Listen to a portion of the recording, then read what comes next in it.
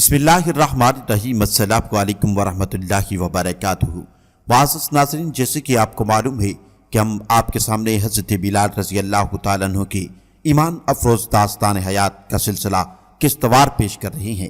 حضرت بلال رضی اللہ تعالیٰ عنہ حضرت عمر فاروق رضی اللہ تعالیٰ عنہ کے ایمان لانے کا واقعہ بیان کرتے ہیں۔ حمزہ کے اسلام لانے کے بعد ابو جہل، ابو لہب، امیہ، عتبہ سب لوگ سناٹے میں آ گئے تھے۔ ان کی سمجھ میں نہیں آ رہا تھا کہ اب مسلمانوں سے کیسے نمٹا جائے۔ بازار میں بھی جہاں دو آدمی کھڑے ہوتے تھے، گفتگو کا موضوع یہی ہوتا تھا، کبھی با آواز بلند، کبھی سرگوشیوں کے انداز میں۔ کسی میں اتنی ہمت نہیں تھی کہ وہ حمزہ رضی اللہ تعالیٰ عنہ سے ٹکر لے سکے۔ 3 روز ہو چکے تھے حمزہ کو اسلام لائے ہوئے۔ ہمارے لیے یہ سکون کے دن تھے۔ یہ تو ہمیں پتا تھا کہ یہ دور رہے گا نہیں، ہمارے دشمن ضرور کوئی نہ کوئی چال سوچ رہے ہوں گے، مگر فی الوقت طوفان تھم گیا تھا۔ اگر کوئی راہ میں بھی مل جاتا تو تانا دے جاتا، منہ پھیر لیتا، ناک چڑھا لیتا، مگر کہتا کچھ نہیں۔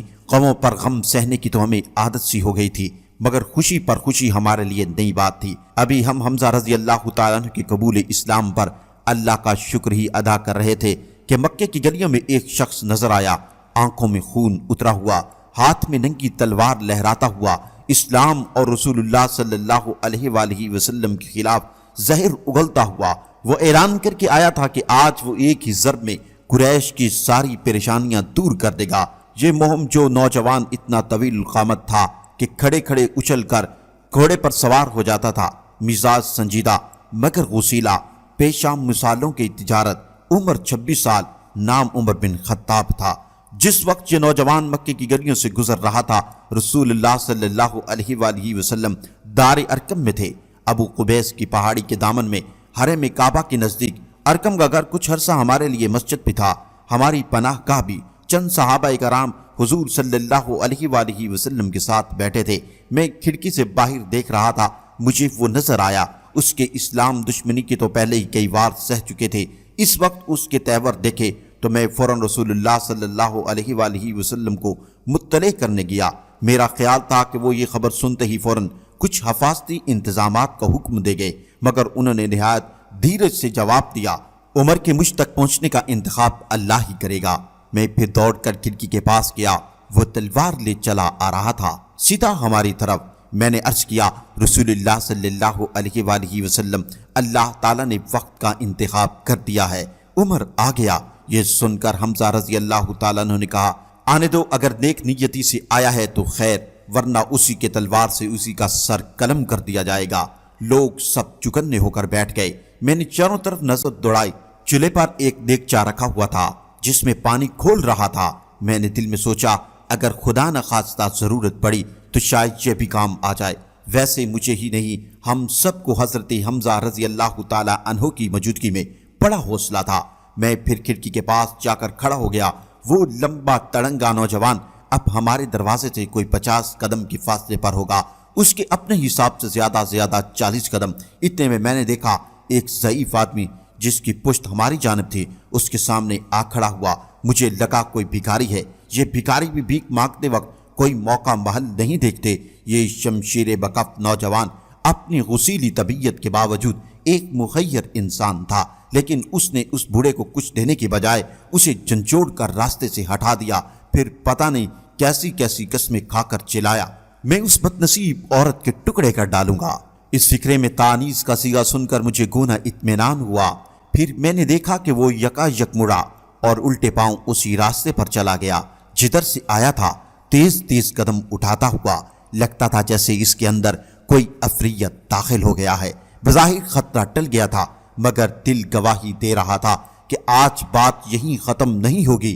میں اس نوجوان سے واقف تھا، سارا مکہ اسے جانتا تھا۔ وہ ان لوگوں میں سے نہیں تھا جو کسی کام کا عزم کرنے کے بعد اسے ادھورا چھوڑ دیتے ہیں۔ چنانچہ میں کھڑکی کے پاس انتظار کرتا رہا۔ اتنے میں نے دیکھا کہ وہی بزرگ چلے آ رہے ہیں جنہوں نے حضرت عمر فاروق رضی اللہ تعالیٰ عنہ کا راستہ روکا تھا، وہ جنہیں میں دور سے بھکاری سمجھا تھا۔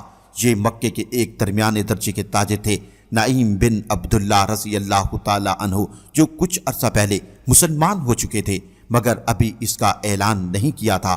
وہ دروازے سے داخل ہوتے ہی سیدھے حضور صلی اللہ علیہ وآلہ وسلم کے پاس جا کر بیٹھ گئے اور انہیں حضرت عمر فاروق رضی اللہ تعالیٰ عنہ سے اپنی ساری ملاقات کا ماجرا سنایا۔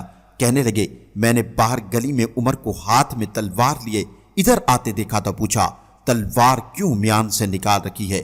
اس نے جواب دیا، اس کو قتل کرنے کے لیے جس نے قریش میں تفرقہ ڈال رکھا ہے۔ میں نے کہا، پہلے اپنے گھر کی خبر لو۔ اس پر وہ نہایت غضبناک ہو کر پوچھنے لگا، کون سے گھر کی؟ میں اپنے مسلمان ساتھیوں کا راز فاش نہیں کرنا چاہتا تھا، مگر اس صورتحال میں مجھے کچھ نہ سوجا۔ میں نے کہہ دیا کہ اپنی ہمشیرہ اور بہنوئی کی جو محمد مصطفیٰ صلی اللہ علیہ وآلہ وسلم پر ایمان لا چکے ہیں۔ یہ سنتے ہی اس کے تن بدن میں آگ لگ گئی۔ اس نے مجھے جھنجھوڑ کر پرے کیا اور اپنی ہمشیرہ کے گھر کی طرف مڑ گیا۔ شدید اشتعال کے عالم میں چیختا چلاتا اور اپنی ہمشیرہ کے قتل کی دھمکیاں دیتا۔ اللہ ان دونوں میاں بیوی کو اپنے حفظ و امان میں رکھے۔ عمر کے اسی اشتعال کا مظاہرہ میں نے دور سے دیکھا تھا۔ نعیم رضی اللہ تعالیٰ عنہ کی رودات سن کر ہم سب دل ہی دل میں اپنی ساتھیوں کی خیریت کی دعائیں مانگنے لگے کہ اتنے میں نے کھڑکی میں دیکھا عمر رضی اللہ تعالیٰ عنہ دوبارہ چلا آ رہے ہیں۔ کھینچی ہوئی تلوار اب بھی ہاتھ میں تھی۔ میں نے فوراً باغ کا دروازہ بند کر دیا، چٹخنی لگا دی۔ رسول اللہ صلی اللہ علیہ وآلہ وسلم نے صورتحال کا اندازہ لگا لیا۔ وہ فوراً اٹھ کھڑے ہوئے اور مجھے کہنے لگے، دروازہ کیوں بند کر دیا بلال؟ میں نے کہا، عمر پھر آ رہا ہے۔ تلوار لہراتا ہوا سرکار دو عالم صلی اللہ علیہ وآلہ وسلم نے ایک لمحے کے لیے مجھے خاموش نگاہوں سے دیکھا اور فرمایا، پیغمبر کا دروازہ کسی کے لیے بند نہیں ہوتا، اللہ سے ڈرو بلال اور دروازہ کھول دو۔ یہ کہہ کر وہ کمرے کے وسط میں جا کر کھڑے ہو گئے۔ سارے صحابی بھی ساتھ ہی اٹھ کھڑے ہوئے۔ میں حسب حکم دروازہ کھولنے کے لیے پہنچا ہی تھا کہ باہر سے دستک سنائی دی۔ عمر تلوار کے دستے سے دروازہ کھٹکھٹا رہے تھے۔ میں نے فوراً چٹخنی اتار کر دروازہ کھول دیا۔ اب جو میں نے دیکھا اس پر مجھے آج تک یقین نہیں آتا۔ وہ جھک کر دروازے سے داخل ہوئے۔ ان کے اندر قدم رکھتے ہی رسول اللہ صلی اللہ علیہ وسلم خود آگے بڑھے اور ان کا دامن جھٹک کر اس سے پوچھا، کیوں عمر، کس ارادے سے آئے ہو؟ ساری کائنات کی قوت سمٹ آئی تھی اس مختصر سے سوال میں۔ عمر سر سے پاؤں تک لرز گیا۔ وہ رسالت مآب صلی اللہ علیہ وآلہ وسلم کی طرف دیکھتے رہ گئے، پھر پیچھے کھڑے حاضرین کی طرف دیکھا، اس کے بعد نظریں نیچی کر لی اور اپنی تلوار کو دیکھا۔ ان کے اندر ایک ہیجان برپا تھا، ایک دعویٰ تھا جو پھٹ پڑنے کو تیار تھا۔ ہم سب کی نظریں اس پر جمی تھیں۔ یکا یک انہوں نے تلوار ہاتھ سے گرا دی اور کہنے لگا، میں اعلان کرتا ہوں اللہ کے سوا کوئی معبود نہیں اور محمد صلی اللہ علیہ وآلہ وسلم اس کے رسول ہیں۔ یہ سنتے ہی رسول کریم صلی اللہ علیہ وآلہ وسلم اور ان کے ساتھ ہم سب نے مل کر اتنے زور سے اللہ اکبر کا نعرہ لگایا کہ ابو قبیس کی چٹانیں گونج اٹھی۔ حضرت عمر فاروق رضی اللہ تعالیٰ عنہ عورتوں مردوں میں اسلام لانے والے 40ویں فرد تھے۔ عمر فاروق رضی اللہ تعالیٰ عنہ کے قبول اسلام کا تو میں چشم دید گواہ ہوں، لیکن ان کی پہلی مرتبہ آنے اور دوسری مرتبہ آنے کے درمیان 1 گھنٹے میں کیا معجزہ رونما ہوا، اس کی تفصیل مجھے بعد میں خباب رضی اللہ تعالیٰ عنہ نے بتائی۔ خباب بن ارت لوہار تھے اور اپنے فولاد کی طرح سچے اور قابل اعتماد۔ جس وقت حضرت عمر فاروق رضی اللہ تعالیٰ عنہ اپنی ہمشیرہ کے گھر پہنچے تو خباب رضی اللہ تعالیٰ عنہ وہاں پہلے سے موجود تھے۔ وہ اکثر ان میوہ بیوی کو قرآن سنانے جایا کرتے تھے۔ عمر دروازے پر ان کی آواز سن کر ٹھٹکے۔ عجیب و غریب قسم کے الفاظ ان کے کانوں میں پڑے تو ان کا ماتھا ٹھنکا۔ وہ سمجھ گئے کہ نعیم کی اطلاع ٹھیک تھی۔ جیسے ہی گھر میں داخل ہوئے، خباب ان کی آہٹ سن کر گھر میں کہیں چھپ گئے اور جاتے جاتے قرآنی آیات کا مسودہ فاطمہ بنت خطاب رضی اللہ تعالیٰ عنہ کو دے گئے۔ فاطمہ رضی اللہ تعالیٰ عنہ نے فوراً وہ تحریر اپنے کپڑوں میں چھپا لی اور سہم کر اپنے شوہر سعید بن زید رضی اللہ تعالیٰ عنہ کے پیچھے کھڑی ہو گئیں۔ عمر سعید رضی اللہ تعالیٰ عنہ کی طرف بڑھے تو فاطمہ رضی اللہ تعالیٰ عنہ بیچ میں آ گئی۔ عمر نے اس زور سے ان کے منہ پر تھپڑ مارا کہ ان کا چہرہ لولہان ہو گیا۔ پھر عمر نے کہا، مجھے بتاؤ یہاں کیا پڑھا جا رہا تھا؟ مجھے وہ تحریر لا کر دو، میں خود پڑھوں گا، اس میں کیا لکھا ہے؟ فاطمہ رضی اللہ تعالیٰ عنہا نے نہایت پر اعتماد لہجے میں کہا، آپ بتوں کے پجاری ہیں، میں یہ تحریر ناپاک ہاتھوں میں نہیں دے سکتا۔ ہمشیرہ کے منہ سے یہ الفاظ سن کر عمر انہیں غور سے دیکھنے لگے۔ ان کے چہرے سے اب بھی خون بہہ رہا تھا۔ وہ خاموشی سے گئے اور غسل کر کے واپس آ گئے۔ فاطمہ رضی اللہ تعالیٰ عنہا کو بھی یہ اندازہ ہو گیا کہ ان کے غصے کی شدت کم ہو گئی ہے۔ انہوں نے وہ تحریر ان کے حوالے کر دی اور حضرت عمر فاروق رضی اللہ تعالیٰ عنہ نے آہستہ آہستہ پڑھنا شروع کر دیا۔ فاطمہ اور سعید کی نظریں ان پر گڑی تھیں۔ یہ دونوں ان کے چہرے اور ان کی قلبی تاثرات پڑھنے کی کوشش کر رہے تھے۔ یہ قرآن حکیم کی سورۃ طٰہٰ کا ایک صفحہ تھا جو حال ہی میں نازل ہوا تھا۔ حسن و رمزیت کے اس موقع کو انہوں نے شرح تفسیر سے ماوراء پایا۔ وہ معبود برحق، اس کے سوا کوئی معبود نہیں، اس کے سب نام اچھے ہیں۔ عمر پڑھتے جاتے اور ہر لفظ کے ساتھ حیرت میں ڈوبتے جاتے تھے۔ کلام الہی کا جلال اور اس کا جمال ان کے رگ و پے میں پیوست ہو کر شمع روشن کرتا جاتا تھا۔ جب اس آیت پر پہنچے تو وہ سر سے پاؤں تک لرز گئے۔ بے شک میں ہی اللہ ہوں، میرے سوا کوئی معبود نہیں، تم میری عبادت کیا کرو اور میری یاد کے لیے نماز پڑھا کرو۔ عمر فاروق رضی اللہ تعالیٰ نے مجھے خود بتایا کہ انہیں ایسا محسوس ہو رہا تھا جیسے قرآن کی شوکت الفاظ اور حکمت ابدی کا دریا انہیں تنکے کی طرح بہائے لے جا رہا ہے۔